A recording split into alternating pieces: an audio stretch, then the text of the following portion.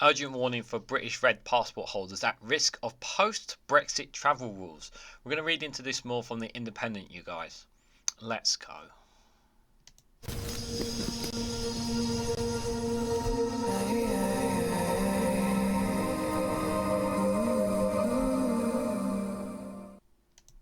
Good morning, good afternoon, good evening, wherever you are in the world. This is Reganelite here with an article from The Independent with the headline of an urgent warning for British red passport holders at risk of post-Brexit travel rules. On a typical day, 200 outbound travellers are prevented from departing because of EU rules on issues and expiry dates. Guys, while you're here, before I give my initial thoughts, if you can hit the like button and share us across social media so others are notified of this video. So I'm one of those actual people, believe it or not. I have still have a red passport. This one was issued in 2016, so I'm still under 10 years. But this headline kind of makes me think maybe I should renew it now. Because when I last used, I used it earlier this year because I travelled into the EU, and I had no problems travelling in and out, no issues whatsoever. But obviously, other people may feel a different situation, and I also think it may vary as well. So I'm a little bit cautious about whether or not I should update it. I don't know when my next travel into the EU is going to be, whether it be later this year or next year or whenever. But just on this itself, I think that the European Union, of course, are concerned about who they let into their nations, and obviously they have rules that protect themselves from third countries like ourselves now, and we have to respect and abide by those rules. Now, even with certain dates on them, they have to be very cautious about these things as well. So while we'll read into it more in detail, I will say obviously that if you still have, like me, you still have one of the European Union, United Kingdom and Great British of Northern Ireland passport, it's probably worth considering updating it if you can, renewing it, just because there is always that risk of being turned away at the gates. Because the last thing that you want to do, guys, is book a holiday or whatever you're planning, and then you get to the airport and you find that you can't go through because of a tiny little detail or whatnot.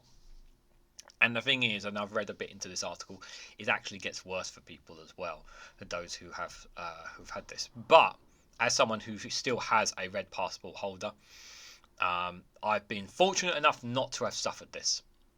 But that doesn't mean that I wouldn't suffer this in the future as well. So it does make me wonder whether or not I should update my passport. It is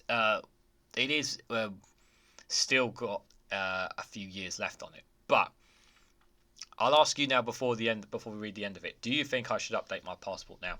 Questions in the comment below. So an estimated 32 million British passport holders could potentially fall foul of post-Brexit rules on validity for travel to the European Union has emerged. So in the Brexit deal, the UK negotiated for British travellers to become third country nationals, in line with citizens from dozens of other countries such as Venezuela and Samoa. European Union nations do not allow such travellers to enter on a passport issued over 10 years old. The same applies in the wider Schengen Area, including Iceland, Norway and Switzerland. UK visitors to Ireland are not subject to the restriction. So last year I went to I think it was Iceland last year or the year before. I had no issue with that passport that I showed you guys. I had no issues going in and out whatsoever. So but it is under 10 years as well. But I'm planning to renew it before 10 years anyway. But do they go past 10 years? I didn't even know they did. It shows how brain dead I can be sometimes, to be fair. But I think, in all seriousness, like when it comes near that time, it's probably worth updating. But just on this bit alone, before we even go any more further, raises more questions about whether or not we should update these passports sooner. The Passport Office's pre-Brexit policy was to issue British travel documents valid for up to 10 years and 9 months, taking account of the unspent time on previous passports. That posed no problem while the UK was a member of the EU. But since the Brexit agreement took effect, hundreds of thousands of people are believed to have lost their holidays because of inadvertently breaching the rules.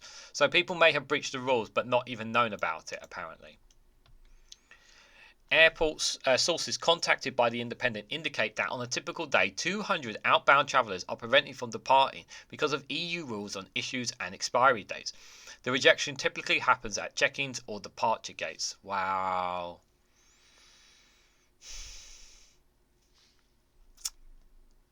The BBC cited the case of Nathan Barnes, a 31-year-old paramedic from Norwich, who was refused boarding on a flight to France. He was on his way to Limoges with his fiancé to visit family. Despite checking in for the flight online, he was stopped at the departure gate. My passport has been issued more than 10 years previously, he said. They were a matter of fact about it, and they just said, sorry, you can't board, off you pop. I was gutted, really surprised. We have checked in online and thought it was fine, he added. The BBC's Marc Ashdown has analysed Home Office figures on passports issued up to September 2018 that suggests 32 million people could potentially fall foul of EU rules. The Schengen Area also requires UK travellers to have at least 3 months remaining before the expiry date on their passport on the day of departure from the European zone. The Independent has asked all major airlines if they could help identify potential problems earlier by requesting passport data and assessing validity. Most say the issue is too complicated, but TUI is working on a solution. If a passenger is correctly denied boarding, travel insurance will not pay out to cover the covenant losses. So they not only wow.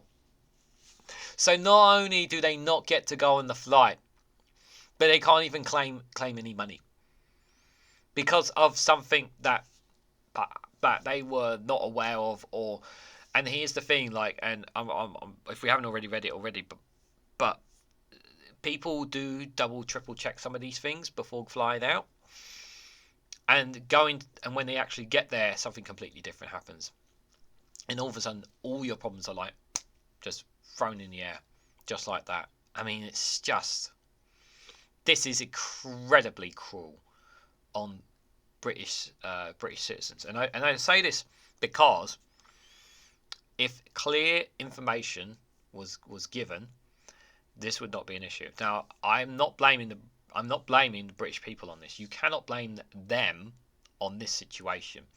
Yeah, if they've checked this, if the guidance is not clear on them and not been told by the British government, who are supposed and those who are supposed to tell holiday makers. Is that really the citizens' fault for not being informed of this issue? Is it their fault that they've not been informed about this? The EU and the wider Schengen Area are the only locations for conditions about the issue with your passports. Many other countries, such as the US, Canada, and Australia, allow British passport holders to travel up to and including the expiry date of your passport, though some nations demand at least 6 months if remaining. There is no problem travelling to Europe with a passport issued for over 10 years, so as long as it's under 10 years old and the date of departure to the EU, you will have 3 months remaining on the date of return. Still makes me wonder whether or not I should, guys. It does make me concern me, to say the least. But the thing is, I don't think this is British. That this is the public's fault. I really don't think it's the public's fault. I think this is a lack of communication by the British government and by airlines to make sure that people are given all the clear information they need on this situation. It needs to be as clear and precise to people as it possibly can, so that we don't have a situation where somebody turns up thinking that everything is all fine and it's not. Because one thing I will not accept is people who are being put in these situations at no fault of their own, and that's really, really important to stress. Yeah. It's easy for people to sit in the comments and say, oh, well, they should have checked it and ran it back and whatnot.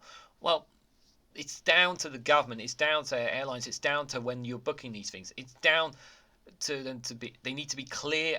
There needs to be clear guidance about this.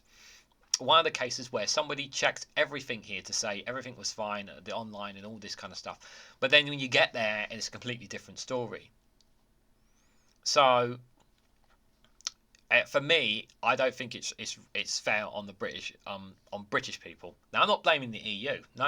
If you think I'm blaming the EU for it, no. I'm not blaming the European Union.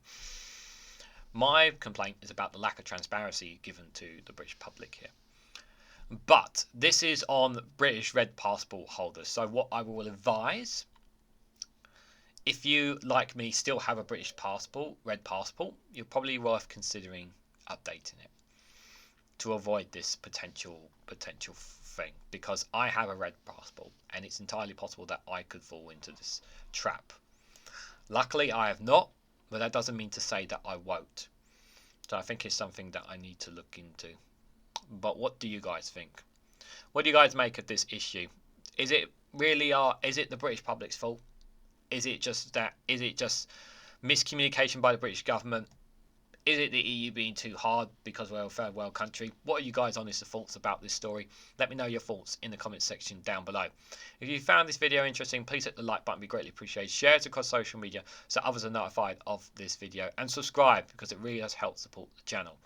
And if you want to go one step further and financially support me in the work I do here, you can do so by becoming a YouTube member for as little as 99p, or join me on Rumble or Patreon for exclusive content there as well.